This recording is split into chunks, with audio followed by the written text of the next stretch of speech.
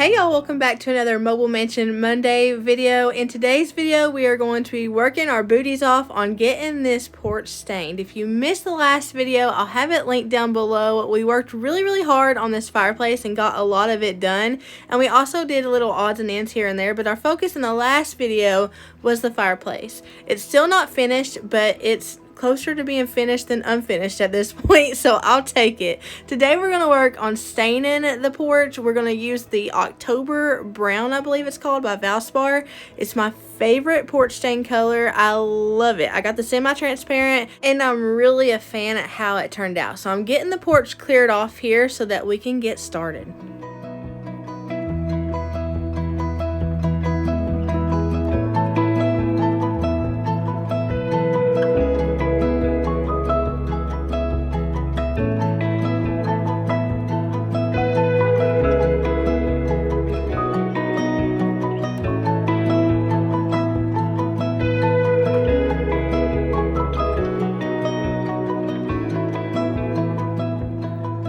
It is not ideal at all to sand treated wood, but in my instance I had to because your girl is messy and I had been playing in wood filler. Y'all saw that in the last video, and when I'm playing in something, it's getting everywhere. I don't care if it's paint, stain, wood filler. I get comments every now and then. They're like, how are you not making a mess with that paint? You're just slinging that paintbrush everywhere.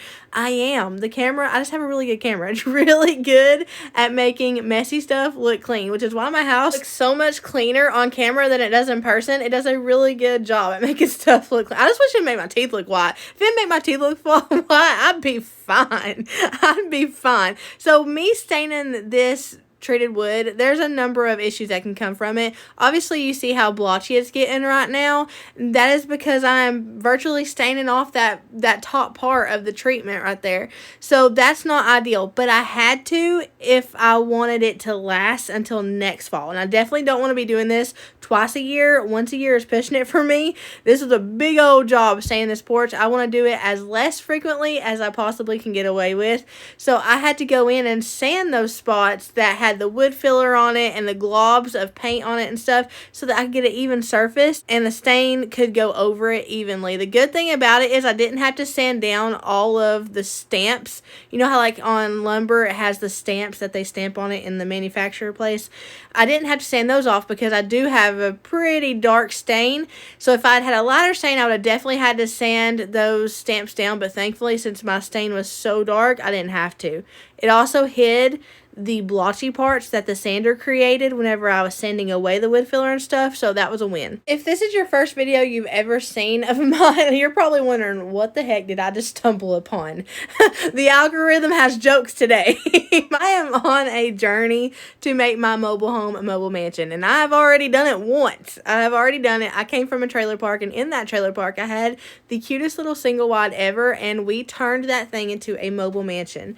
I'm currently working on this sucker. It's a much larger mobile home than my last one, and we're just getting started. So I'm going week by week on what we're doing around the house. And we just so happen to be working on one of the biggest projects we could possibly work on right now, and it's taken forever. Ideally, a project like this would be done in the springtime where the weather is cooperative and, you know, it's just a better time all around to do a daggone porch makeover. But I kind of sort of fell through my porch, kind of sort of took down a banister with me, so I had no choice but to start right here, which is okay because I'm just seeing it as, hey, at least it's done. By next spring, I can start working on the wraparound deck that we planned. We have so many huge outdoor projects that are planned, but so many big inside ones too. So over the course of the rest of the fall and the winter, I'm going to be going in my house on the inside, knocking down walls, doing all the things to get the inside looking good so that when it comes time for springtime,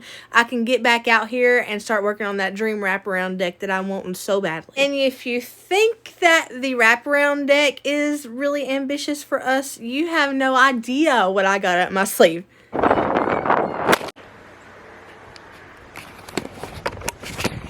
Y'all good? Like, you fell. You got slung across the yard. Oh my gosh. Y'all wouldn't even come on for a minute. I had to like play with the buttons and stuff. Like, that was bad.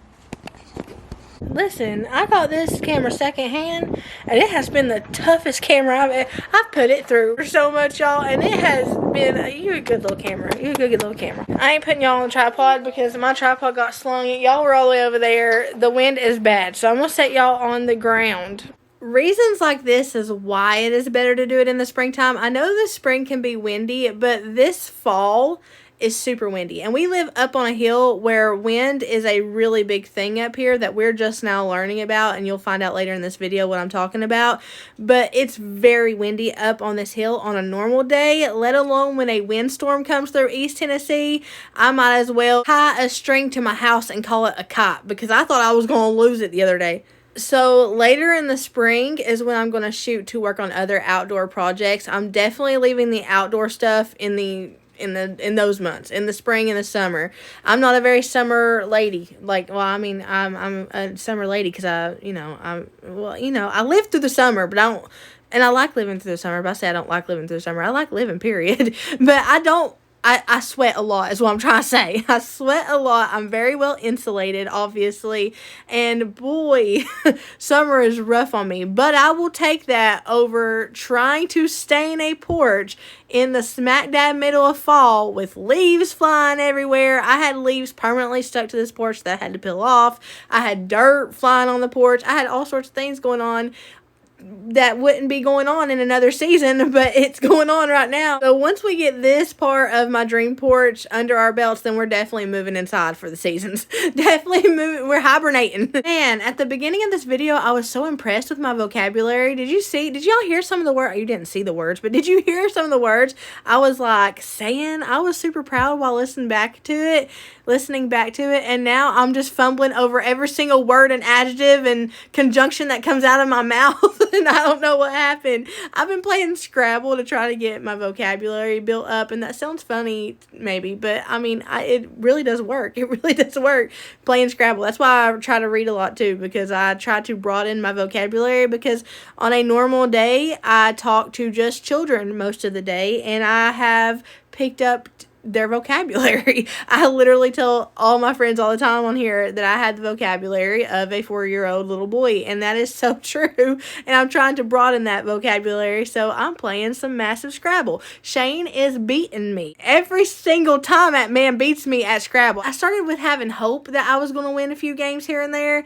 to barely having hope that I was going to win a few games here and there, to basically just hoping that I can get like a word like hop or twig on there, because he's bringing out some like, I mean, the other day it was like rivalry or something like that, and I'm like, how do you pick out rivalry? How do you look at those letters on that Scrabble thing and say, oh, let me just write out rivalry, and I'm over here saying pot. I was happy the other day whenever I got 3 2s, and I spelled two like T-O, T-W-O, and T-O-O, and he's over here writing out rivalry and chivalrous and all this stuff. I'm working on this first coat of stain on the deck, and then once it's dry, I'm going to go in and tackle what I call the creases, the spaces in between the planks. I thought that just rolling it on there would cause some of it to like go into those creases, but it didn't. So I had to figure out a way that I could get those stained, and it was pretty hard. I tried a few different things to see what would work best, and I found some hacks that I want to share with you guys. It definitely was a game changer, and it saved me at least 2 hours. I would have definitely spent 2 extra hours on this deck trying to stain the gaps if I hadn't have tried this. It was a really idea to stain in a windstorm, because I just had everything fly at me and everything landed on my stain. And I'm not going to freak out because, oh my gosh, I just spent an hour and a half staining, and now I got a daggone leaf stuck to my porch. Am I going to keep staining? Of course I am. I just had to vent for a second. The fly strip is hanging on for dear life. My water's blowing away. My cardboard thing flew away. My cardboard edger, because I'm fancy like that. At least we're looking mighty patriotic today.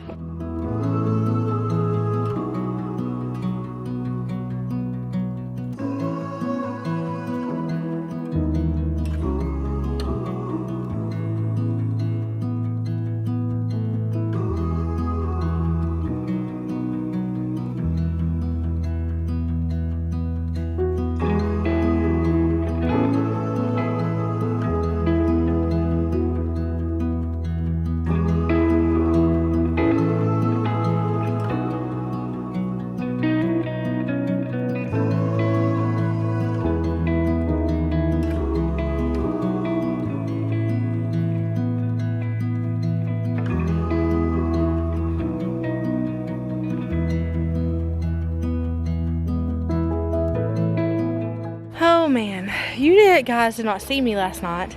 Because remember whenever the wind blew you guys over? Well, we had a really bad windstorm. Our neighbor calls our windstorms up here pocket gusts or something like that. And it's where we live on top of a hill, but it's sandwiched, the hill is sandwiched in between two other hills. And the wind comes down and bounces off and causes sort of like a current. And he warned us when we moved over here. He was like, be careful because they come out of nowhere. He's like, you don't even really see them coming. It could be just a regular windy autumn day, winter day, and then boom, you have a wind current and it does some nasty damage. So Shane and I have always been mindful of that, but we've never experienced one per se. So yesterday, such a hard day, man.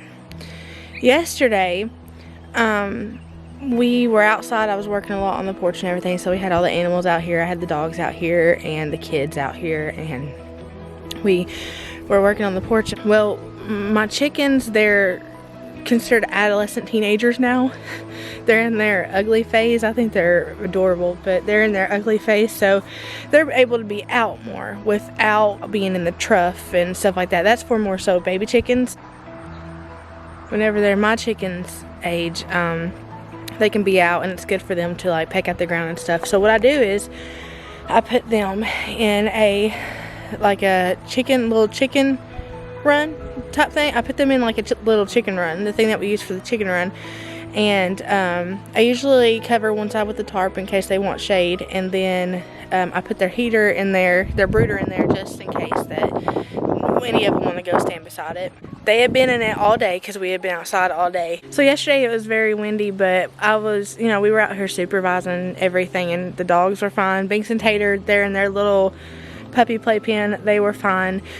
And then all of a sudden this current comes in, this wind current, and when I tell you, it's like nothing I ever experienced before. I don't know how my house is still standing here. When it came through, it literally picked up the brooder, the chicken brooder, and it slammed it to the ground. We lost 2 of my chickens that I had hand raised since they were 2 days old. And somebody's already told me that I look stupid crying over chickens. But you know what? I put a lot of love and time into those chickens, and I've literally hand raised them since they were 2 days old. Every chicken I kept survived up until now. So to say my kids were devastated is an understatement. It was pure chaos there for a minute because they saw everything. We were all outside. Even Shane is super heartbroken. Shane loves animals, but whenever I got the chickens, he was kind of like, oh, chickens. And then he's coming outside right now. And then we got the chickens, and he started helping me. Like, he would like go out and feed them, like just to feed them and stuff. Like, he would pet them, and he got to the point where he could put his hand there. And at first they would only come to me. They were used to me interacting with them every day. And then Shane started coming in and started trying to get them used to him. And at first they would run away from him, but then he got to the point where they would run like to his hand, and he was able to pet them and stuff. So last night was not a good night. Last night was not a good night at all. We were really, really devastated. And like I said, it sounds stupid to some people, but I don't know why. Because it's, my chickens, they're not meat chickens. They're pets. And even though they are a bird, that doesn't make them any less than a domesticated pet that you would keep in the house. Like we've put, yeah, it's still a creation of God. And it's a creation that we've devoted our time to. And we've grown legitimate relationships with these chickens. Like we're fond of them. So I've had them for months now. They're literally huge now. And I had them when they were 2 days old. They fit in my hand, like so. It was really, really hard yesterday, and we would have never expected that. It did some damage to some of the stuff out here. It did some damage to the top of Binks and Tater's playpen. It did some damage to my porch over here. But like I said, worst of all, we lost 2 of the chickens to it. So when I ordered them, I ordered 20, and they gave me, I think, 2 extra. And I asked one of my homesteader friends, and she said that sometimes they do that in case they're casualties, which, like I said, all of mine survived. I got 22, and I gave some to the cable guy that came and did our cable and internet. And then I gave some to somebody. Gave me a chicken coop that I could work on, like a DIY project. And so I gave them some chickens for that. And then my homesteading friend gave them some chickens. And I ended up keeping 13 of them, which is a lot. It's a lot of work, but it was worth it because they're precious. And they're so friendly. Like, they're the friendliest chickens ever because they've literally been hand raised. So I had 13 of them, and every single one of them, I had people warn me all the time. They were like, Marina, you're gonna lose some, it's normal. And I was so scared I was gonna lose them, but they all survived until now. Last night was very hard. My kids are still not over it. We actually brought the remaining chickens inside the house last night, and they spent the night in the house last night. Because we've got to come up with a system out here so that can never happen again. I mean, you don't ever think the wind is literally going to yank a brooder like that. It wasn't even like it turned it over, like it chucked it. Today we're designating a graveyard over here for the two because, like I said, they're our pets. If they were meat birds, it might be different, but these are our pets. So we're designating a little burial ground and having a little service for the kids because I think that will really help them because they are grieving right now, y'all. They're grieving. I mean, I've never seen my kids like that ever. And I've never seen my kids like that ever. So we're making a little burial area. We're gonna put like little crosses and their names because all of our chickens are named. They all look the same, but we know the difference. when you've raised something and you've watched it grow, there's little bitty differences that you can tell. And then there's big differences, like some of them are 3 times the size of the other ones, but we knew them all by names. And I'm gonna do something temporary for the rest of this weekend, and then this week I'll bring you guys along with me as I transform this coop over here. I gotta put a roof on it.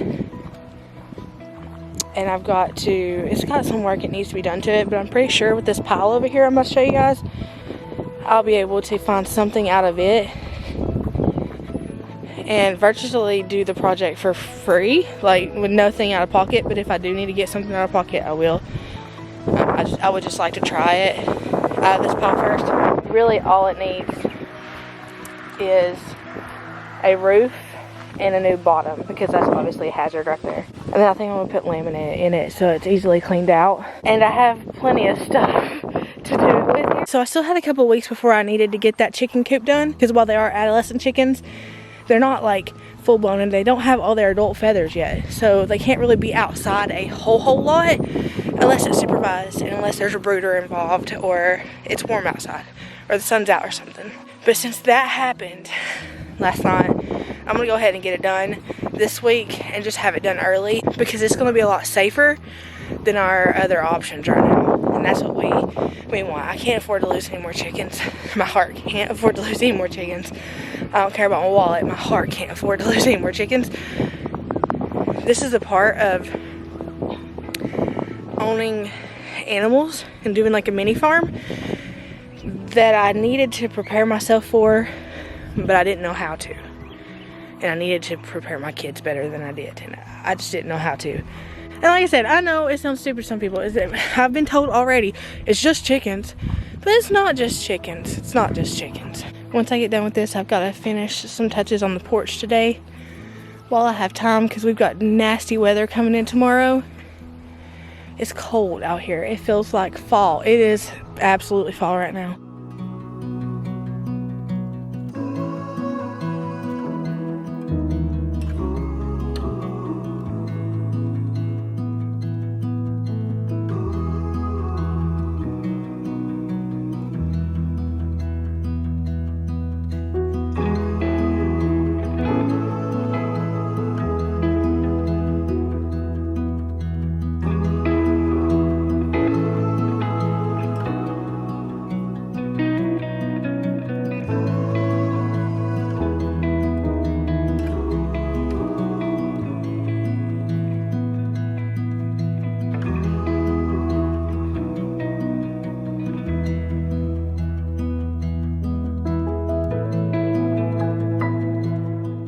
we just got done having the service for the chickens. Obviously I didn't film that for obvious reasons, but right now I got this and I'm going to go through and I'm going to paint all the in-between seams on this porch, which is going to take me quite a while.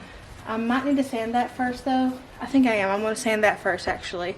I'm going to sand that first to get all that wood filler off so I can go ahead and paint that or stain that as well. And then I'm going to do finishing touches on the stain where I can, and hopefully get done with the stain today or get as far as I can with the stain.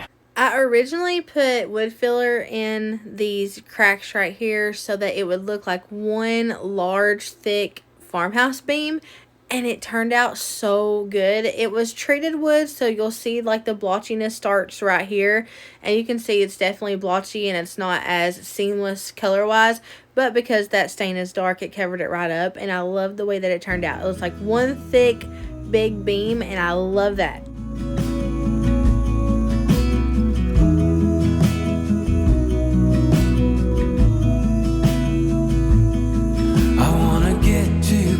Gonna get it right now. I wanna push all the limits with you right now. So what's your feelings? The city's screaming, we're not coming home tonight. We're living quick in this world, gonna get it right now.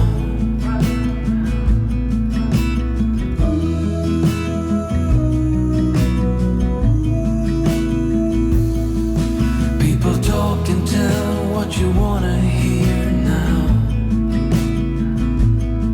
but they all disappeared, they will let you down. So we better. The paintbrush in between the cracks was a big no. That took too much effort, it took way too long, and it didn't even do a good job. So I got these little scouring pads from the DG, and they worked wonders. I just dipped them in the stain and then literally slid them through the cracks, and it covered it like a charm. The foam paint brushes also worked really well. 'Cause we got love.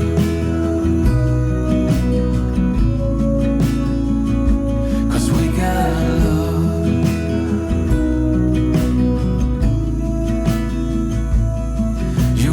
Get to me close, why don't you do it right now? You know we met for a reason, but you trying to deny that we should be together. Are you gonna be okay out here? Yeah, I'll be alright. Because it's very, very windy. I know it's cold. Do you need socks so it ain't cold? No, baby. Thank you, though. We only need the two of us together.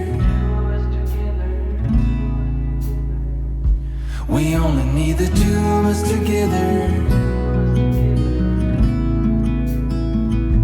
We only need the two of us together.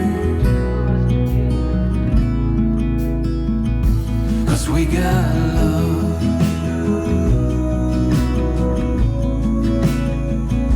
'Cause we got love.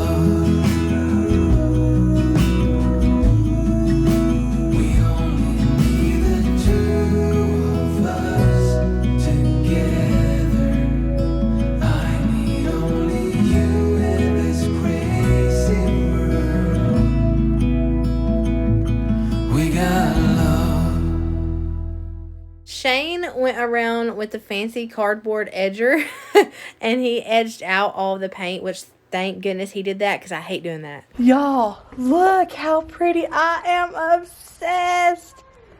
Oh my gosh. It is coming along so well. Don't mind this stuff over here. Once we get this porch done, I'm going to have to go through a complete, like, cleaning around the porch and in the yard cleanup and everything like that.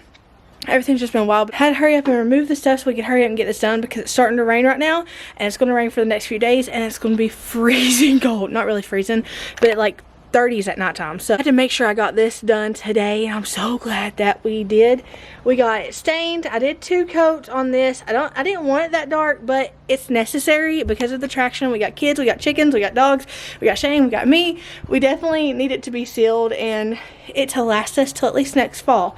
This is the color I really liked. It's the see-through brown, because I got the semi-transparent, but because this only has 1 coat and because this has 2 coat, there's a drastic difference. I need to hurry up and get my dogs in because it's raining, but I think it's safe to say that I am loving how this is coming out. We did have to remove some pieces from the back of the fireplace. We're gonna have to fix that because our measurements were totally off for what we were going for.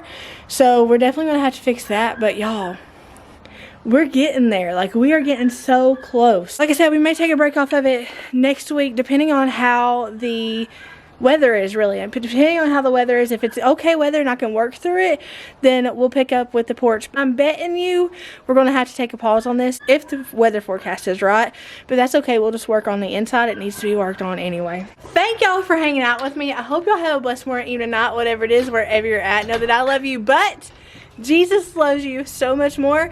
I'll see y'all later.